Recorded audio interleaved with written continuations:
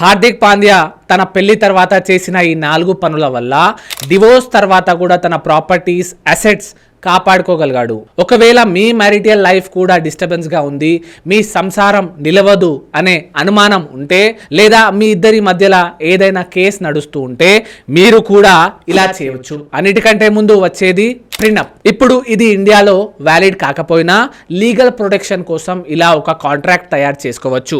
Next, మీ పేరు మీద ఉన్న ప్రాపర్టీస్ ని మీ పేరెంట్స్ పేరు మీదకి ట్రాన్స్ఫర్ చేసేయండి. ఎప్పుడైనా డివోర్స్ లాంటివి లేదా వేరే ఏదైనా లీగల్ కాంప్లికేషన్స్ వస్తే ఆ ప్రాపర్టీని కాపాడుకోవచ్చు. తర్వాత జాయింట్ ప్రాపర్టీ ఓనర్షిప్ ని అవాయిడ్ చేయండి.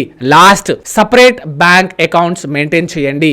ఫినాన్షియల్ ట్రాన్స్పరెన్సీ కోసం సేవింగ్స్ అండ్ ఇన్వెస్ట్మెంట్స్ ఏవి కూడా స్పౌస్తో మిక్స్ చేయకండి. ఈ రీల్ని మీ మ్యారీడ్ ఫ్రెండ్స్కి షేర్ చేయండి. వీడియోను సేవ్ చేసుకోండి. ఇప్పుడున్న సిచ్యువేషన్ ఫ్యూచర్లో ఉండకపోవచ్చు, అందుకే జాగ్రత్త పడాలి. చట్టం బుక్కుల్లోనే కాదు మీ బుర్రలో కూడా ఉండాలి. ఇలాంటి లాస్ ఇంకా మీ ముందుకు రావాలంటే ఫాలో చేయండి. Thank you so much.